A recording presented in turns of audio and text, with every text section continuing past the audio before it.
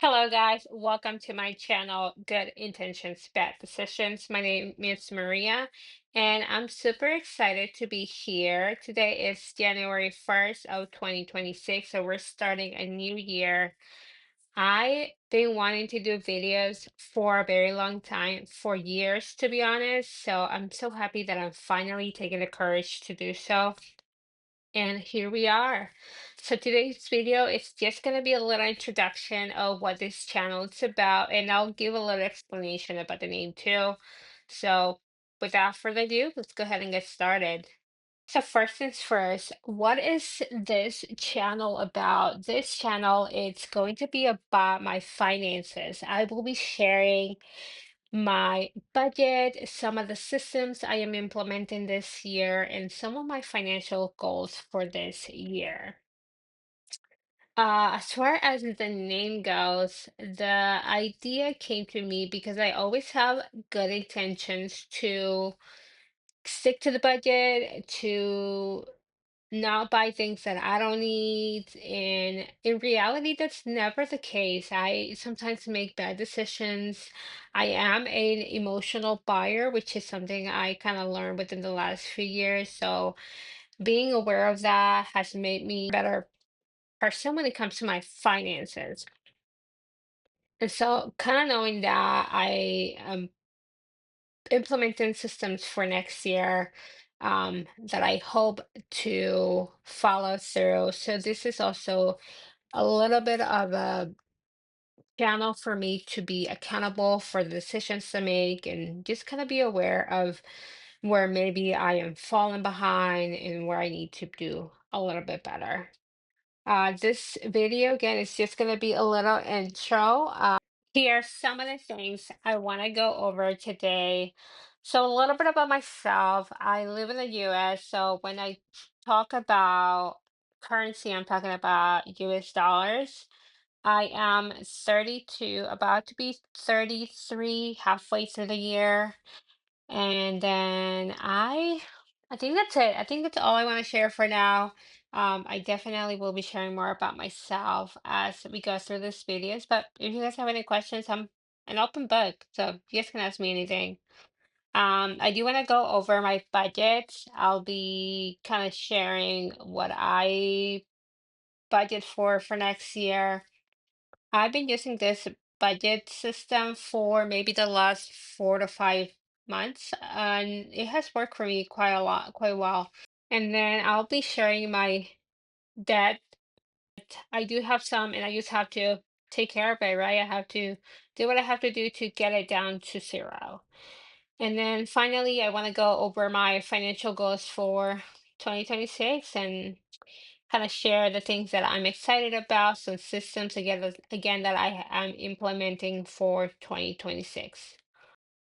So without further ado, let's go ahead and jump into the budget.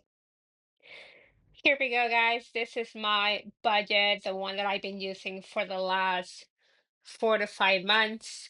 This is a work in progress. It did not look like this when I first started. It's now gotten to this. And so far it's been working, but I do change things here and there, obviously. But yeah, this is what we're working with, at least for the first few months of the year, and then I do think I'll make changes as I go along. But just to kind of go over this, the first thing I have, the first line item is going to be my mortgage. I own a home. I do pay quite a lot in my mortgage payment. It's definitely not like the 30% of my total income. But I really love my house, and it's one of those decisions that I made because I really like the house. I mean, it's like it's meant for me. It's everything I wanted. Ideally, when I bought the house, I thought I was gonna have a roommate.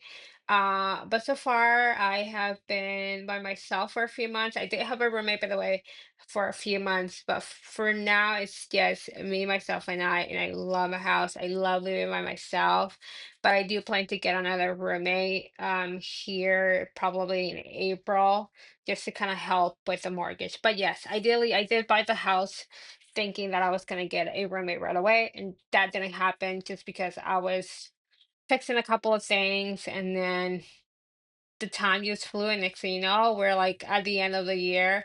Also, I bought this house in January of last year, so almost a year with the house. So I'm super excited to be here in my little home, but I'm also not too excited about the mortgage payments. So, but yeah, for that, I pay a little bit over $2,000, which is my highest payment out of everything else. I think everything else I'm like pretty decent, but my mortgage just takes all of my money. And then as far as an apartment, so I help family members, which is my parents, with some of their bills because I do think it's my responsibility. I know people may see it differently, but that's just how my family and I work. My siblings and I do take care of our parents financially.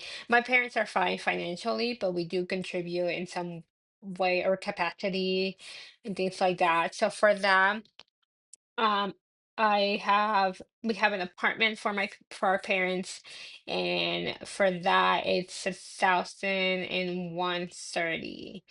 Um, and then you'll see a little bit of the bottom as I go through this that I do get help from my siblings, so it's not like I pay $1,000 um completely by myself. I do get some help for that. And then we have my car insurance, which is 61. I thankfully got to talk to my insurance guy and he was able to lower it down. I think I was paying like 65 last year, so no, we're down to 61. I do have an Adobe membership. I use Adobe at work. I use it on my personal life. So I use it quite a lot for me to justify this membership. Next, we have water, gas. We have our utility company combines both of those, um, both water and gas. And for that, it's gonna be 120. And this is just for my home. So I'm not doing any of that for my parents. And then we go down to credit card. And then these are the minimum payments for my credit card. I do have a Southwest credit card that I have to pay $376. And this is just like an average because um you see right there, I have 385 on the amount column, but then on the January column, I have 376, and that's like the amount that I actually pay. I also have a credit card with Amazon, and for that, I usually pay around $156. I pay $156 um for January. And then I have a Chase credit card, which I pay $40 um already. And for that, I actually finished paying off that credit card, so I should not be having any more payments in February, but we'll kind of see. Okay, moving on to Northwestern Mutual. I have a insurance with them that I pay $99 a month. I've been wanting to replace that with something else, but so far it's been working. Next thing will be my phone. And so this will be my phone and Wi-Fi. I have Verizon, so they combine both of them. And for that, I pay 193. And electricity is $94. I just to be on kind of transparent, the gas, water, and then the electricity bill, they are both set as set amounts, so I pay the same amount no matter what. And then going down with my variable expenses. So these are things that will probably change depending on how much I spend. I will have another video talking about the cash envelope system I created for the variable expenses. And then, yeah, that will be for another video for you guys to see. But yeah, just to kind of go over them real quick, I am planning for some car maintenance. Last year I had a couple of car repairs that I needed to do, and I had to figure out how I was gonna pay them. And this year I'm just being a little more proactive and just kind of putting money aside. Like I know in January I'm not gonna pay for any type of maintenance because my oil was changed last month. But I do want to put some money aside so whenever I do have to pay for some sort of car maintenance, I have a little bit of a cushion. And then we're gonna go to purchase shopping. That includes anything like lotion, makeup, even clothing. I have anything I need, to be honest. So I don't think I should be spending a lot. I have a lot of beauty products too, so I think I'm all set. And then we have households, which is anything like napkins, trash bags, cleaning supplies, things like that. I'm putting $20 here. I actually went to Costco before the end of the year and just got everything I needed, so I should be all set. And then we go down to groceries. I'm cutting quite a lot on this category, and then the next one, the dining out too. I just have a lot of food at home. The $90 will be mainly to buy things to just complete a meal, which is usually your produce, right? Things that are gonna go bad. You can't really store tomatoes, onions, all of that stuff. And then dining out, the $30 is honestly more for me to go to like a coffee shop. As far as like family, friends dining out, I honestly think that they will understand where I'm coming from and as to why I'm not going out to eat with them. I'd rather have them come to my house. I'd rather make a meal for them. And then we jump to gas, it's $162. And then miscellaneous, this is anything that I haven't accounted for. I put $50. And then we'll talk about income. So my income comes from various places.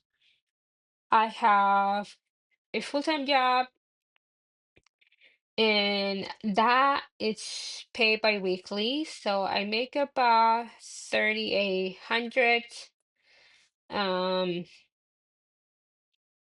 a month. Obviously if I get paid 3 times per month, then that's a little bit more. But for the most part, I am budgeting, I'm saying I'm only gonna get paid twice a month. In my budget, it's gonna be 3,800. I have a part-time job. I work at a restaurant. I have a surgery coming up in January. So I don't know exactly how much money I am going to make in my part-time job. So I put zero right now. I'm estimating to be about 1,200, but it could be less, it could be more. Um, my surgery is at the end of January, so I think I should be able to get some money in there. So, and I feel like recovery time will mostly affect my budget for February because I won't be able to work, at the beginning of February a lot. But there's that. And then I have family. So this category talks about what I mentioned kind of early inside the video that my family helps with that apartment we have for our parents. So I get $1,000 that goes towards that, and then I technically pay for the rest. So with that being said, I make about ideally with my part-time job and everything, I make about 6,000 a month. Uh, but just kind of looking into January. Um, I'm estimating to make 4,800. I'll kind of go over my debt. Okay, so my debt for my Southwest, I'm gonna update this. It's 13,401.59 cents. And then for my Amazon car, this went down because I made a payment. It is 4,811.40 cents. So yeah, so far my debt is 18,212.99 cents. Yes. So one of the reasons why I really like this budget, it's because I everything that's on my part-time that I make on my part-time job, it's going into my debt.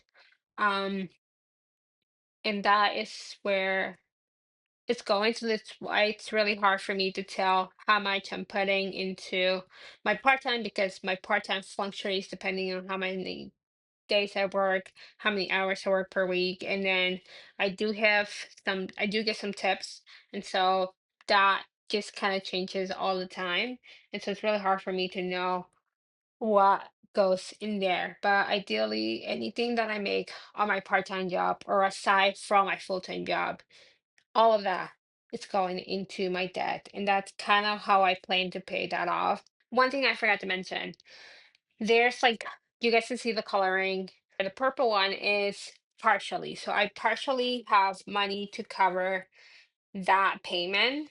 And when it's this yellow, that means I have fully covered, like it's on my bank account, it's not being touched or anything like that. And then lastly, we have this like light green color that basically represents that the payment has been made. So it's a little hard to explain, but basically I my credit card payments, as soon as I get the minimum payment, I pay for those. And so those have already been paid. I paid them last month. And then I already pay for my car insurance and I had to pay early because it's a new policy and it's like you get into all the paperwork, so you have to kind of pay in advance. But that applies for the month of January. Yeah, that's it for my budget, guys. And then let's go ahead and jump into my financial goals for 2026.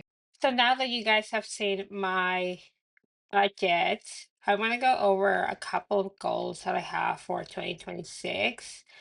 Some which I have already mentioned in the video, but just to kind of give you guys a breakdown as to what those goals are, here's a little list of them. So the first one and the most obvious one is I want to be debt free. Um, I've been struggling with this for a little bit, but I feel like I also didn't have a clear mindset as to what I wanted to do, and I didn't really have a plan in previous years as to uh, how to tackle this debt. But now that I have a little bit more understanding and a clear mind, I want to go ahead and get that done. So my ideal goal would be to get everything paid off by April 11 of 2026. The next one is to have 30K by June 11. So this is a very special date for me because it is my birthday and I want to have some savings by that time. And I don't want to disclose a lot, but I am starting a business, which I haven't really mentioned throughout this video, but I am starting a business. The 30K is mostly gonna come from that business. So the idea is that the business will grow and that is where that amount is coming from. The following is my cash and bill system. So I already kind of talked a little bit about that and there will be a separate video on this.